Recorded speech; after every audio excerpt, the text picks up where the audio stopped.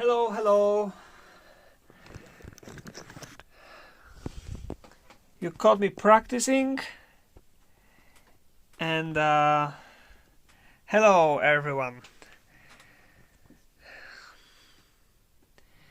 Hi, Sebastian. Yes, I am going to play this in Prague. And let's talk a little bit about that. I am going to perform this ballad number 4 in Prague in a very unusual way, I would say. The way that nobody is really used to. Because if you know my analysis of this piece, then you know that I have a very different approach to the tempo that Chopin wrote, and everything is in the score. Basically, this ballad should be played in one tempo, because Chopin, well, I mean, there are a few accelerandos, but then very, very short, and then they come back to the main tempo as well. So the Lorraine High, it's a ballad number 4 by Chopin. So well, obviously now I was not playing in the final tempo. I was just practicing, and this coda of this ballad is extremely demanding. So it takes. I mean, I need to practice this slowly to to hear all those dissonances that we have here.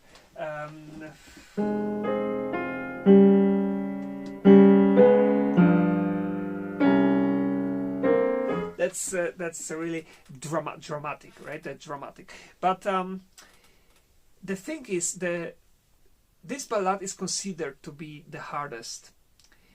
I think the hardest is number 1. Frankly, that's my opinion. But well, not really for me, because I played ballad number 1 already when I was 17, 18. So I'm playing it all my life. So for me, it's not the hardest. For me, the hardest is indeed number 4, because this was the latest that I learned. I was always afraid of this. I was always like, I was treated this as a holy piece. Like that it's better not to touch it, because I will screw it up. I will just make it bad and play it badly. So I was waiting many years, and was it good decision? I don't know. Maybe yes, because I was more mature for playing and understanding it. Because that is a true problem, to understand this piece, and it's very hard to put it together. But the secret is to find the good tempo of the beginning of this.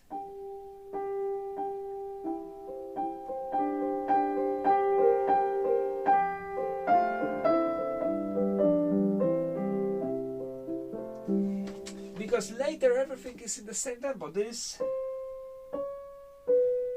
also.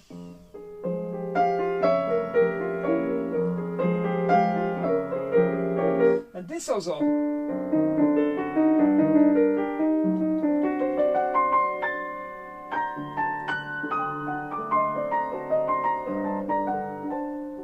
Well, this is the final tempo that I'm going to play in Prague, but not only in Prague. I will play it in other places in Europe next year, but I don't know yet which. But I'm still planning my next season. So if you want me to play somewhere, you can write, and I will try to find if that's possible. Anyway, now I can. I was talking too much. Now I can welcome you. Welcome everybody. I'm not going to go through all the comments now here, but I'm just happy to see you again on Thursday. And I am just before 2 extremely important concerts. One of the most important concerts maybe in my whole entire life. I was maybe not even dreaming that one day I will go on stage in Zurich Tonhalle, and I am going to do it next Tuesday. And in Basel, in the great Stadt Casino, which this year has its 200th anniversary. And those two concerts will be very, very special for me. So I am flying to Switzerland on Saturday morning, and then I have my first concert in Basel on Sunday at 5 p.m. So maybe I will see some of you on one of those concerts. I don't know. Just let me know. Anyway, yes, and thank you for this comment about Michelangelo. Yeah, he was a perfectionist to the extreme. I used to be like him when I was a student, and shortly after. And believe it or not, but for a long time I was such a perfectionist that I just didn't even want to publish any video of mine on the internet. I was never satisfied of my playing, and I was just ashamed, and there always was something to make better and make better. And but you know what? If I hadn't changed, I would still have no videos on the internet, and you would not know about me anything.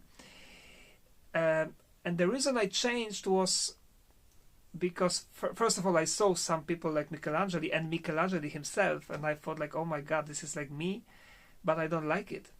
And the second thing was that I was shocked to see that I don't like, for example, when I didn't like some of my videos and my performance, but a lot of people, not a lot, I mean, not like 2 or 3 or 4, but a lot of people just were ecstatic about it. And I was like, oh, is it? And then, you know, we in Poland have one very eccentric writer from the first half of 20th century, Witold Gombrowicz. Have you ever heard about this name? Maybe not. But he wrote one in his books are crazy, but he was extremely intelligent, and he was a good observer of life. And in one of his books he wrote a question. During the story, what is really truth? Is the truth is what we think about ourselves, or is the truth what other people see and think about us? And actually, in this book, in a very funny way, it shows that it doesn't matter what we think about us, but the real truth is what people think about us. Because that's the truth, objective truth of the world. You know what I mean? So probably if Michelangelo would just play Ballad number 4, we would all hear, all of us as we are here, we would be on the floor. We would just love it. And only he, one, would say, shit, oh my god, how I could scrub the piece so much. And now he would not be true. It would not be true. We would be, understand me. So I think if any one of you have the same like problem of not having self-confidence or have very low self-esteem, just think about it. Think about it that not always what you think is objectively true for others. Well, that was like a sermon, but I'm sorry, I'm just stuck. I have been in many cities in Italy, and Italy is one of my favorite countries in Europe, but I don't think I have been in Vicenza. No, I don't think. I'd never. By the way, I'm about to learn the language. Hopefully soon, when I will find some space, I will just learn the language, because I love it. I speak Spanish, so it makes it easier for me to also learn Italian. I started to learn Italian when I was 15 or 16, so I have like half a year, so something I can say. Anyway,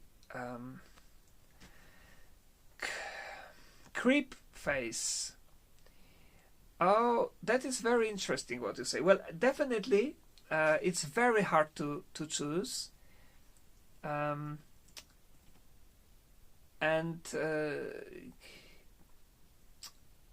I have to say that it depends exactly. It depends on the genre. I think everybody should find his or her own like favorite, because we are all different. We have different sensitivity, and the pianists are also different. So, and for me personally, I like very much Rubinstein, but not for everything as well, because he is not even like anybody, like any pianist is the same. And for Chopin, especially Murray Pariah, in my opinion, is also great. And I love to listen to a lot of these pianists from old times, you know, the first half of 20th century. Because in Chopin, what I like the most is simplicity, singing, beautiful tone, and well, the simplicity is the most important thing. It should be simple, not overdoing anything, just as if we are talking or as if we are singing. And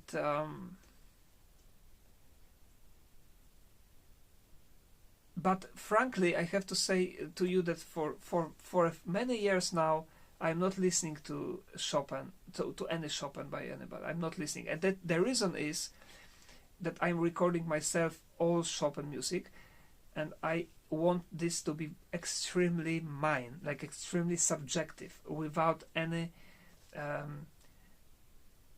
inspirations or anything. Like whatever I see in the score, I want to be there. So that's the reason why I can't really answer your question. But I will definitely take a look of some of those, especially those that I've already recorded, because I recorded 6 CDs now of Chopin music.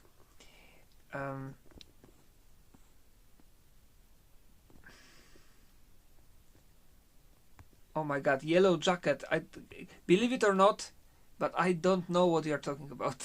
Sorry. Don't be mad, but I don't know. I have to check it after. I have never played in Heidelberg, although I've heard a lot about it. Hi, Aliona. I'm so sorry. I still no time, but you understand. This is only because of these concerts now in Switzerland, which I'm totally focused about. But maybe I will record for you this. Who knows? I don't want to promise, but maybe before I will manage. We'll see. I am thinking about Germany and Belgium definitely for next year, and I will announce on my website. By the way, guys, do you know my website? I just changed the website. I mean, changed the address is the same, but the website is completely new. And I have one important now statement for you, all of you, if you are interested. Go on my website. Can I write here something? Is it possible for me to write? Oh, yes, it is. Oh, how nice. No, it is not. Okay, no, I cannot. Oh, maybe. Yes, I found it. Okay, I write here now my website, guys. And what I want you to do is after I finish, just go there. You can feel like at home. I tried to make it like everybody feels like at home. And then scroll down, all the way down. And then you will find a newsletter. And this is something that is important for me, because I am myself, not my agent or my manager, but I'm myself writing this newsletter for you. It is not every day, not every week. It's just when something important happens, and especially announcements of new concerts. So that is something that you can have immediately the information about my concerts. And indeed, I want to play in Germany, especially because it's not so far away. So I am definitely going to try to find some places to play in Germany for next year. Aditya Gandhi, hello, good to see you from India. Believe it or not, but right now I'm reading the autobiography of Mahatma Gandhi, and I really love this book and love this man. I think everybody loves. Good to see somebody from India here.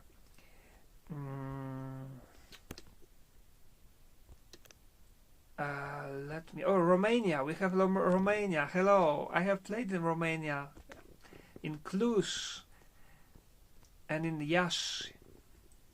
Beautiful memories. I'm scrolling your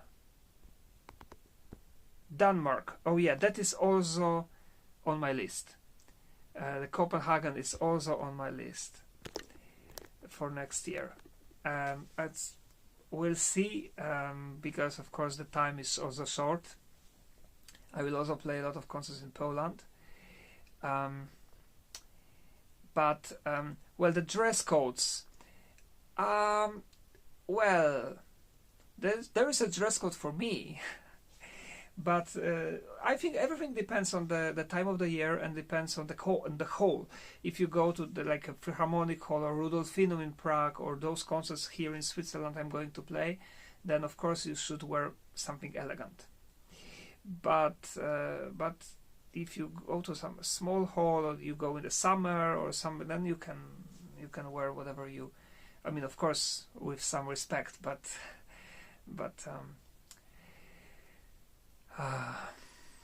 Hola Víctor, muchísimas gracias.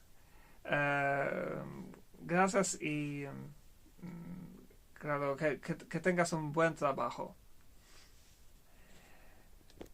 And Spain is also a place when I would like to play.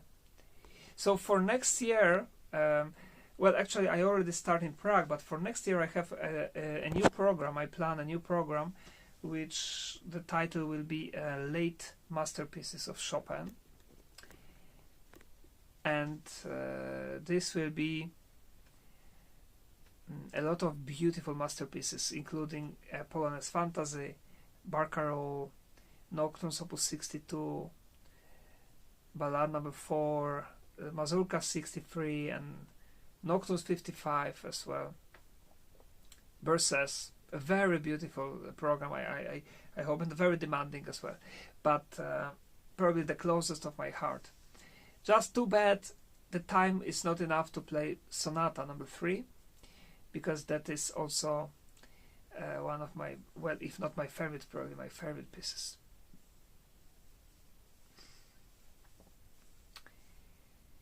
Hi, Creepface. Yeah, I know, you touch a very sensitive point.